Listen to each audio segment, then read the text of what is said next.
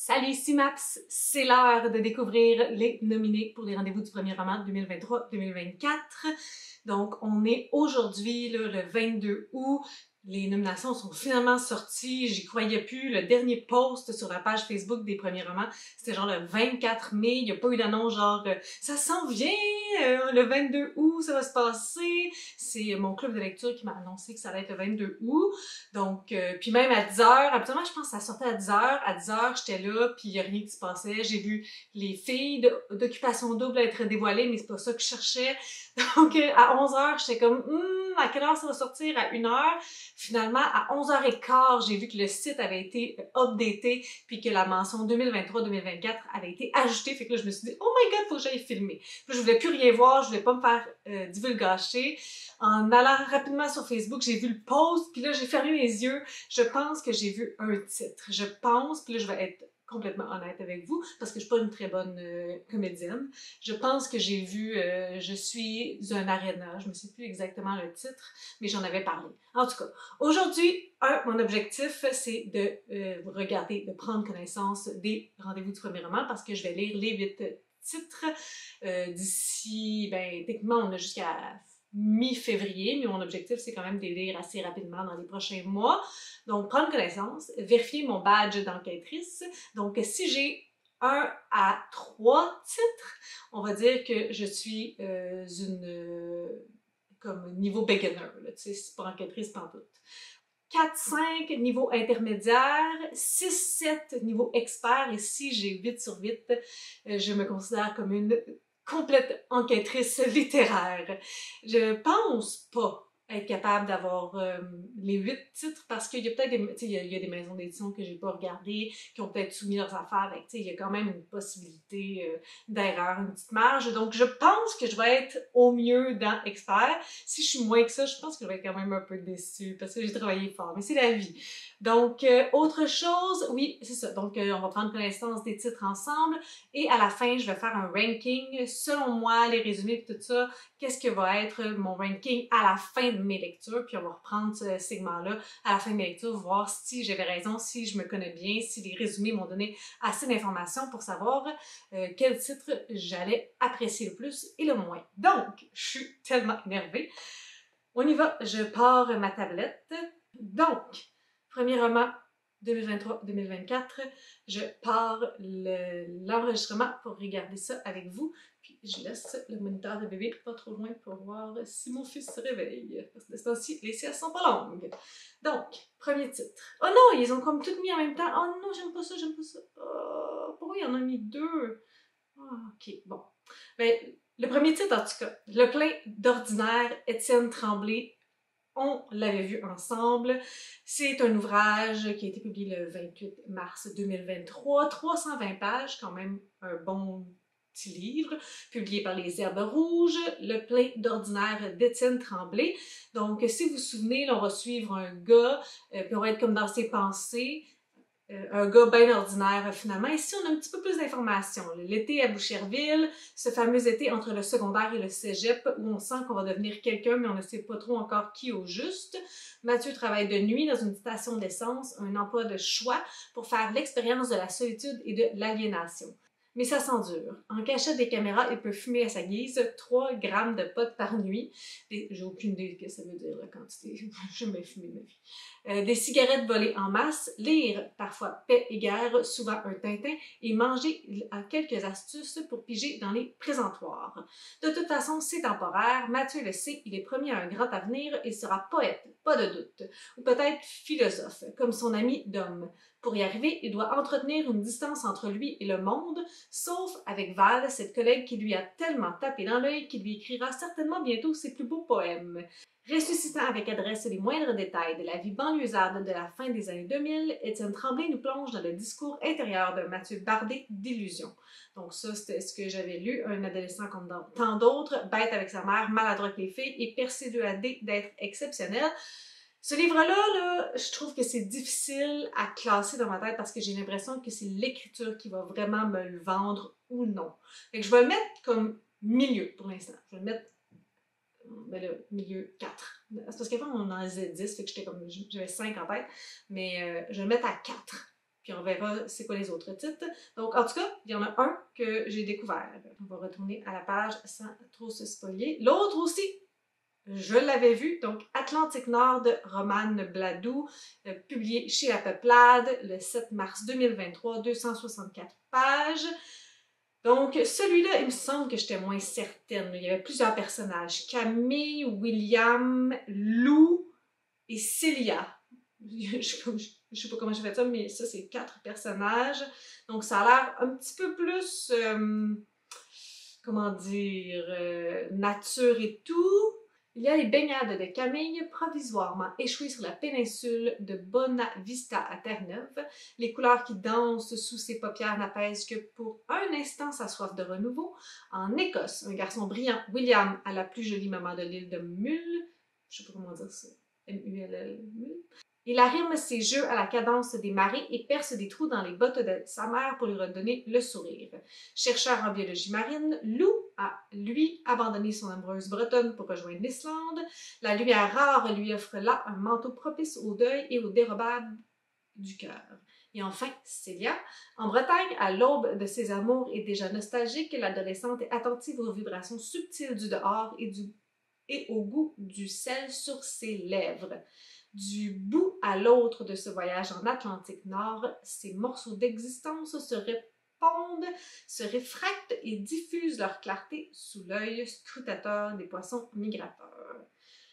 Donc c'est ça. Celui-là, je pense que ça va pas être tant mon truc. Donc si on dit que 1, ça va être mon préféré, puis 8, le moins préféré, je mettrais comme 7. Puis peut-être 8, dépendamment de ce qui va arriver après. Mais 2 en 2, pour l'instant, ça se passe bien mon badge d'enquêtrice. Donc, voir juste un à la fois. Oh, que je suis contente, ce que je sais de toi, d'Éric Chacour. Yes! Yes, yes, publié chez Alto le 24 janvier 2023, presque la date où j'ai accouché. 296 pages, donc on est proche des 300 pages pour les 3 premiers livres. Donc lui, c'est ça, dans le cadre des années 1980, un médecin suit un destin tracé pour lui.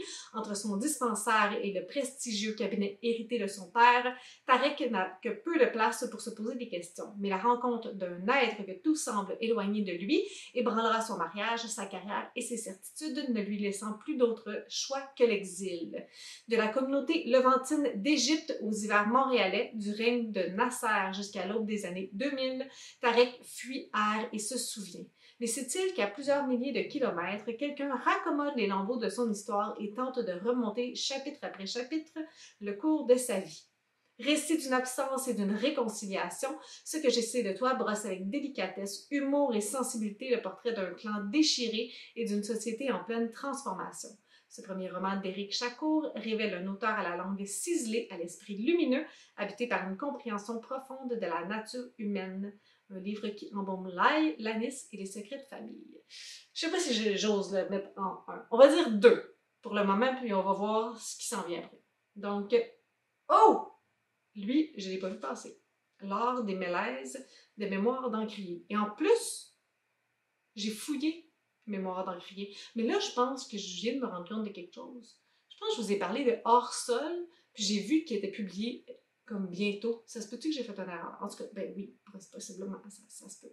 Mais lui, je ne l'avais pas vu passer. Donc, je n'aurai pas mon badge officiel. Mais en tout cas, pour l'instant, 3 sur 4. L'art des mélèzes de Carole Labarde, mémoire d'encrier. Octobre 2022. Donc, ça fait quand même un bon petit moment. 120 pages, pas trop gros. De quoi ça parle, celui-là? Je ne sais pas du tout c'est quoi. Pichimus, une aînée, revient sur sa vie au sein de sa communauté. Elle raconte les amitiés, les amours, la chasse au caribou, le fleuve et la forêt. L'art des mélèzes est une série de tableaux, de moments de vie. Série de tableaux, pour moi, c'est difficile. De moments de vie d'instantanés. Sophie, la mère amie.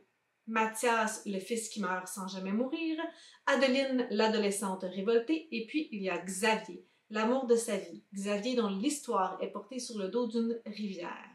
Roman familial à l'écriture épurée, l'art des mélèzes capte des scènes des vies à la fois lumineuses et poignantes, sans pathos ni ressentiment. Donc, Carole Labarre est originaire de la communauté Innu de Pessamit. Intéressant.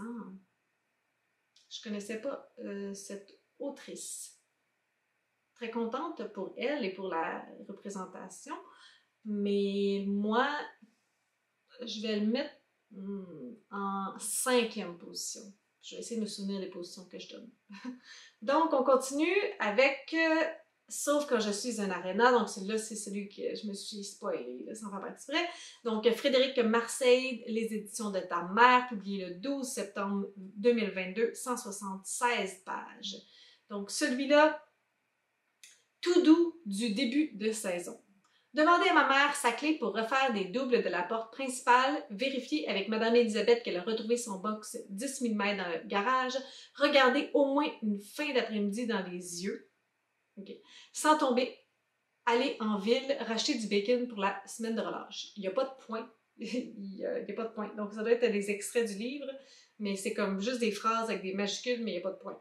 Louer un stroboscope pour la soirée spaghetti, vérifier avec les parents que personne est épileptique, défaire le nid que Merle s'est fait dans mes mains, demander au propriétaire des retraites Gaïa Mazing si je peux ranger mon cœur dans le sous-sol, inviter mon père à visiter l'aréna. Une propriétaire d'aréna essaie de passer au travers de l'hiver tout en recollant ses morceaux entre les pratiques de spectacle de patin et le son des pics-bois pendant qu'on retient notre souffle comme devant les triples axels et les doubles boucles piquées des patineurs à la télé. Sauf quand je suis un aréna, un livre qui se lit sur les bancs froids des estrades, un manteau sur le dos et une frite sauce dans les mains.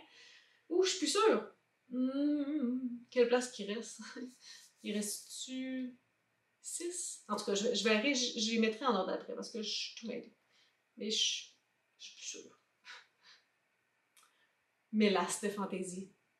La place numéro 1, je pense qu'il attendait cette place pour lui. Donc, Mélas de fantaisie de Francis Ouellette, La Mèche, publié le 1er août 2022, 216 pages.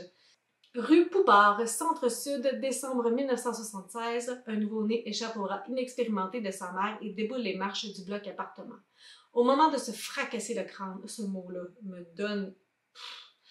Le temps s'arrête et se déplie tout à la fois. Francis entrevoit toute sa vie et entreprend de nous la raconter. Guidé par Frigo, le sans-abri bien connu du bout, l'auteur arpente les recoins et les souterrains de sa mémoire et d'un quartier infecté par la gangrène de feu, le Faubourg Ramlas.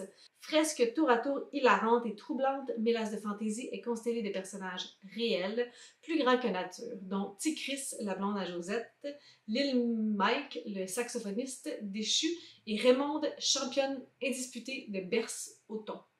Or, si la faune exotique du quartier fascine, elle menace également.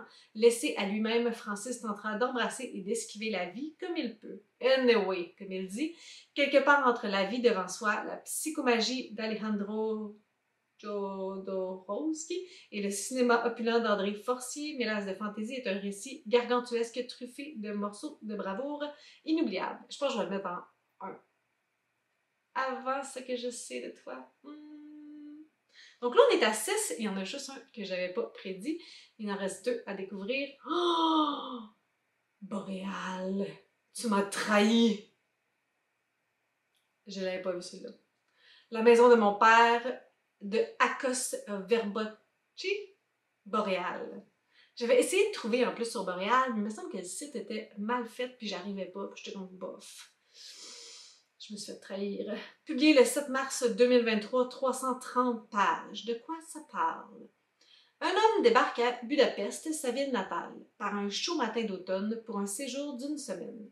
Il a l'intention de revoir les anciens copains, la famille, son premier amour, de parcourir de bas en haut son arbre généalogique, ou du moins ce qu'il en reste, du petit cousin hooligan aux grands-parents qui dorment paisiblement, espère-t-il, sous les pierres moussues du cimetière. Avec Petilla, le compagnon d'enfance, il forme le projet d'aller visiter la maison que son père a chérie pendant des années, qu'il a longtemps espéré recevoir en héritage, mais qui a sombré avec tout le reste. Cette maison du lac Balaton, ancien pressoir de vignoble à flanc de colline où l'on entrait en passant par le grenier. Il faut donc s'empresser de griffonner sur un apron le plan pour s'y rendre, mais ce geste n'est-il pas aussi dérisoire que de vouloir retracer les contours d'un rêve dont on émerge à peine avant qu'il nous échappe à jamais? Akos Verbocci donne ici un touchant roman de l'exil et du retour où une tendre ironie vient sans cesse tempérer la nostalgie. Ah! le dernier, c'est Hors sol. Il y en a 2 mémoires d'Encrier. Ah ben, finalement, il est éligible. Mais je ne sais pas ce que je pense de ça. Oh! Hors sol de Philippe Young, mémoire d'Encrier, publié le 26 septembre 2022, 272 pages. Donc, lui, là, c'était touffu aussi. Oh.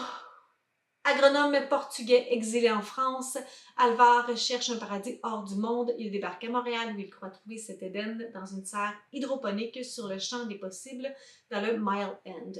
Or, la serre, univers fragile, est détruite. Alvar doit tout recommencer en Islande, dans une ferme cubique, économe et productive. Il y a un autre livre aussi qui se passait quelque chose en Islande.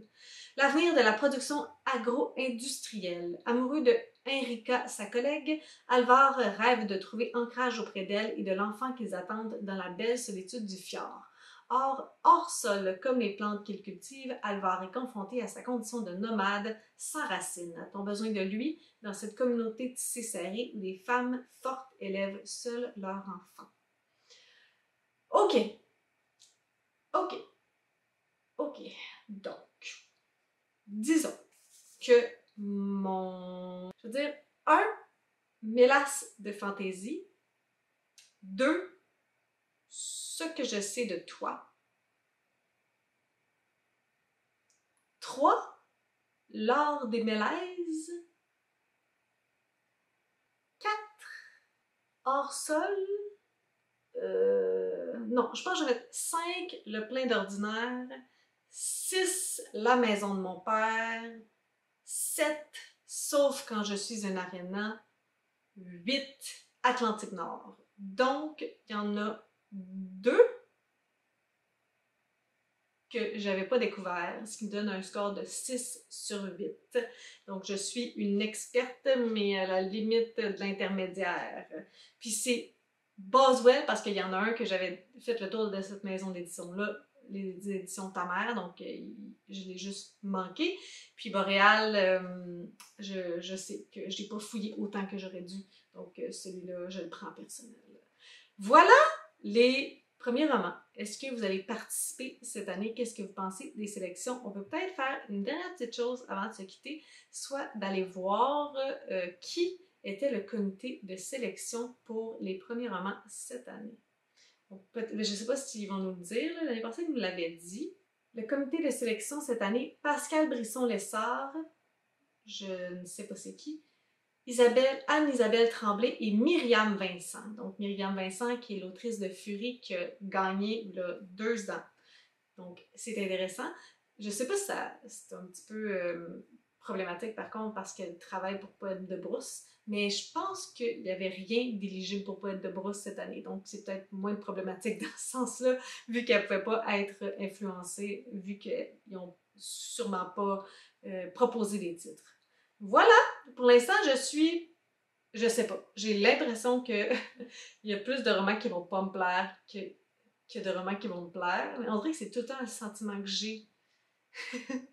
J'espère que je vais me faire surprendre. Ça serait l'idéal. Donc, si ça vous tente, vous pouvez me dire si vous participez au rendez-vous du premier roman ou non. Et si ça vous tente, vous pouvez me dire, selon vous, ce serait lequel votre préféré ou celui que vous voulez pas lire. Et voilà, j'ai réussi à faire ça pendant que mon fils dormait bien contente. On se revoit pour une prochaine vidéo. Si vous avez des suggestions, des critiques, des commentaires, n'hésitez pas à le faire en dessous de ma vidéo. Je publie une vidéo le samedi. Si vous avez aimé cette vidéo, n'hésitez pas à mettre un petit pouce, à vous inscrire à ma chaîne. Et sur ce, je vous souhaite de bonnes lectures.